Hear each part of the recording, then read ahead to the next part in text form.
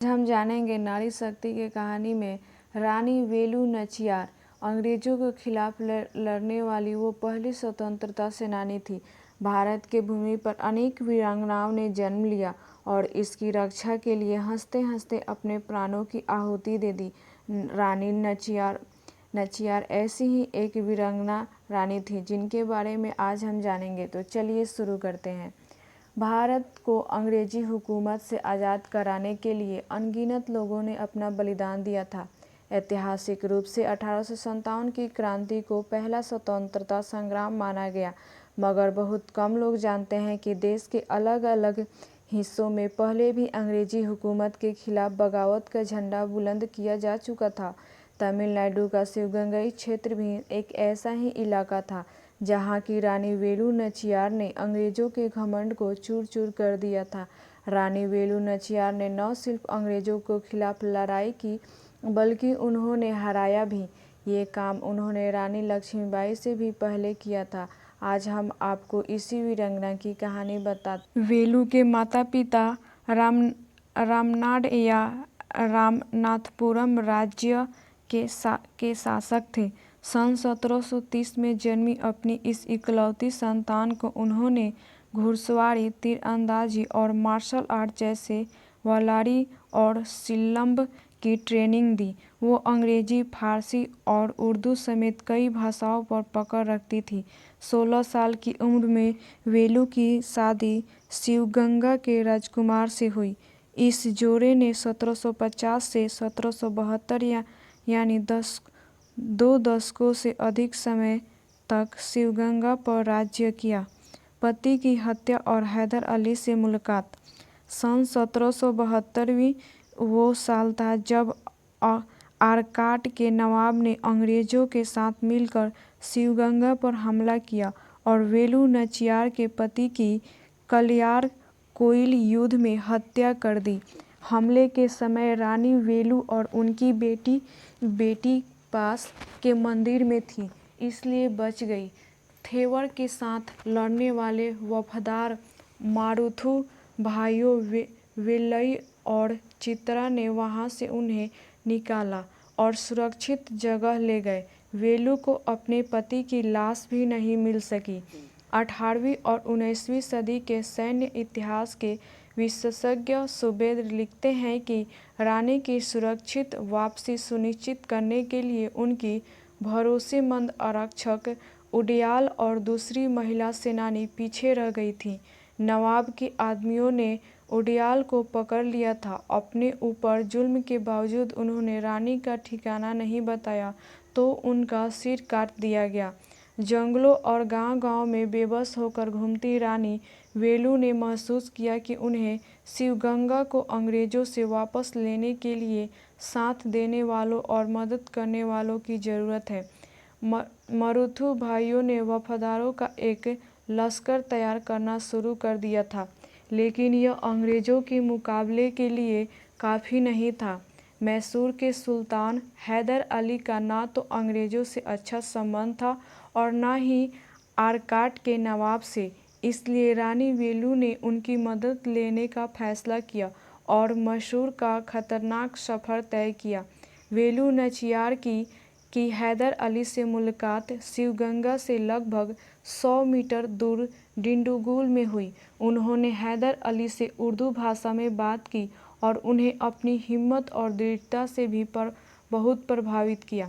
उन्होंने वेलु को डिंडीगुल किले में रहने की दावत दी, जहां उनकी इज्जत रानी की तरह की जाती थी। हैदर अली ने दोस्ती के प्रतीक के तौर पर वेलु के लिए अपने महल के अंदर एक मंदिर भी बनवाया। अंग्रेजों पर जीत। इतिहास आर मणिकंद के अनुसार हैदर अली के साथ वेलु नाचियार की एकता आपसी ज़रूरत से पैदा हुई थी। वेलु को अपना राज्य दोबारा प्राप्त करने के लिए सैनिक सहायता की जरूरत थी, जबकि हैदर अली ने उस क्षेत्र में ब्रिटिश उपनिवेशवादी शक्ति को चुनौती देने का अवसर समझा। हैदर अली ने अंग्रेजों के खिलाफ वेलु की लड़ाई में साझेदार बनने का संकल्प किया। उन्होंने वेलु को मासिक 400 पाउंड और हथियारों के साथ साथ सैयद करकी के नेतृत्व में 5000 पैदल सैनिकों और घुड़सवार दोस्तों की मदद भी दी। शुभेंद्र लिखते हैं कि इस फौज के साथ रानी वेलू ने शिवगंगा के विभिन्न क्षेत्रों को जीतना शुरू कर दिया, यहाँ तक कि वो 1781 में तिरुचिरापल्ली किले तक पहुँच गई, जो अंग्रेज़ों के कब्जे में था। हैदर अली की वजह से अंग्रेज़ों तक और सैन्य सहायता नहीं पहुंच सकती थी, लेकिन रानी वेलू के पास किले में प्रवेश का साधन नहीं था। उडयाल के बलिदान की याद में रानी वेलू ने उनके नाम पर महिलाओं की एक सेना बनाई थी। इस सेना के कमांडर इन चीफ कोयली ने किले के दरवाजे खोलने की एक योजना पेश की। विजयदशमी का त्यौहार बस कुछ दिन दूर है। पास के देहात की सभी महिलाएं मंदिर जाएंगी। हम उनमें घुस मिलकर अंदर जा सकते हैं। मैं अपनी उडयाल सेना की लड़कियों के एक छोटे से समूह का नेतृत्व करूंगी और छिपे हुए हथियारों के साथ किले में घुस जाऊंगी। हम आपके लिए अंदर से दरवाज़ा खोल देंगे। मेरी रानी वेलू के चेहरे पर मुस्कुराहट फैल गई। आप हमेशा कोई ना कोई रास्ता निकाल लेती हैं कोयली। आपने उडयाल का नाम हमेशा बुलंद किया है। विजयदशमी का दिन आया तो आस पास के देहातों से महिलाओं के साथ कोयली और उनकी साथी भी अंदर जाकर मुख्य मंदिर में जमा हो गई। विधि विधान शुरू हुआ और नियत समय पर कोयली ने आवाज़ दी, उठो मेरी बहनों। उडयाल की महिलाएं तुरंत उठी और अपनी तलवारें निकाल कर पहरे पर खड़े अंग्रेज सिपाहियों पर नियंत्रण पाते हुए दरवाजे की ओर बढ़ी। दरवाजे पर रखी मशाल उठाकर खुद आग लगाई और सिपाहियों को पकड़ते हुए गोला बारूद के भंडार में घुस गई। अचानक किले से एक जबरदस्त धमाके की आवाज़ सुनाई दी।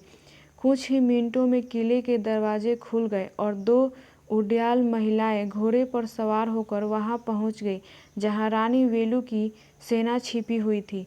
रानी दरवाजे खुले और अंग्रेज़ों के गोला बारूद के भंडार को उड़ा दिया गया और यह हमला करने का सही समय है, एक महिला ने वेलू को बताया। अच्छा, मेरी बेटी कोयली कहाँ है? उडयाल महिलाओं ने आंखें नीची कर ली।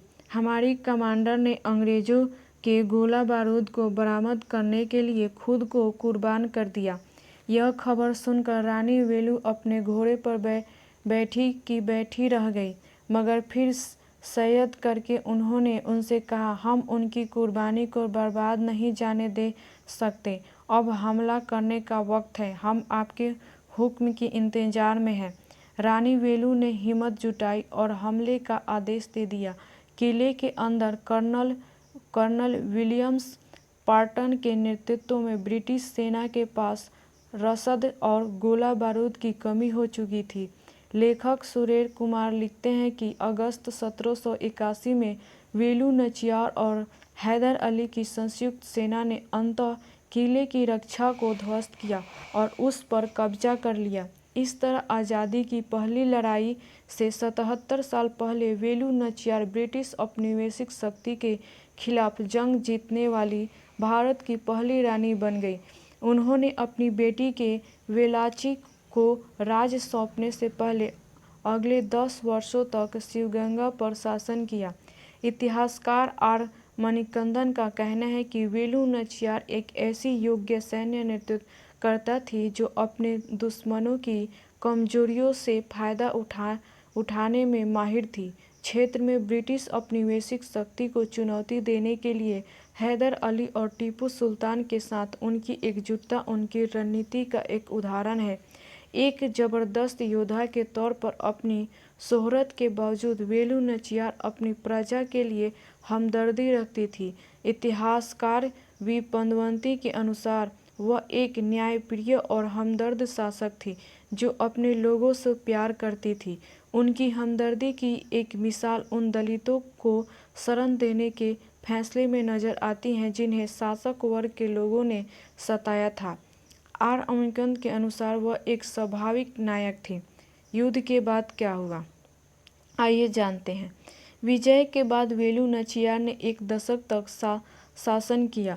मुश्किल घड़ी से साथियों को राज्य में प्रखर पद दिए और अली की असीमित सहायता के लिए उनके सम्मान में वेलु नाचियार ने सारंगनी में एक मस्जिद बनवाई। J.H. राइन्स ने द मैसूर स्टेट एग्जीक्यूटिव में लिखा है कि अंग्रेजों के खिलाफ मैसूर के दूसरे युद्ध में वेलु नाचियार ने हैदर अली का समर्थन किया और उनकी मदद के लिए अपनी सेना भेजी। हैदर अली की मौत के बाद वेलु ने उनके बेटे टीपू सुल्तान के साथ भी दोस्ताना संबंध रखे और उनसे भाई की तरह प्यार किया। वेलु ने टीपू सुल्तान के तोहफे के तौर पर एक शेर भी भेजा। हिबुल हसन ने हैदर अली और टीपू सुल्तान पर अपनी किताब में लिखा है कि टीपू सुल्तान ने वेलु नाचियार को सेना को मजबूत करने के लिए हथियार और गोला बारूद भी दिया। टीपू सुल्तान ने वेलु नाचियार को एक तलवार भी भेजी जिन्होंने अपनी बहुत सी लड़ाइयों को इस्तेमाल किया। वेलु नाचियार की बेटी वेलाची ने 1790 से 1793 तक शासन किया। वेलु नाचियार का देहांत 1796 में शिवगंगा में हुआ। हमसौधानी अलगारासामी लिखती हैं कि वेलु को तमिल संस्कृति में वीरा मंगाई यानी बहादुर महिला के नाम से जाना जाता है। सन 2008 में उनकी याद में भारत में एक डाक टिकट जारी किया गया। तमिलनाडु की तत्कालीन मुख्यमंत्री जयललिता ने सन 2014 में शिवगंगा में वीरा मंगाई वेलु नाचियार मेमोरियल का उद्घाटन किया। रानी की 6 फुट की कांसे की प्रतिमा भी लगाई गई। जयललिता ही के दौर में हैदर अली और टीपू सुल्तान की बहादुरी के सम्मान में एक मिनी मंडप के निर्माण की शुरुआत हुई। यह स्मारक पिछले 5 साल से डिंडीगुल में पर्यटकों के आकर्षण का केंद्र है। वहीं डिंडीगुल जहां हैदर अली और वेलु नाचियार ने अपनी लंबी एकजुटता की शुरुआत की थी। ये कहानी सुनकर आपको कैसी लगी, आप हमें कमेंट करके बताएं और ये भी कमेंट करके बताएं कि क्या आप भी मानते हैं कि लड़कों से लड़कियां कम नहीं होती।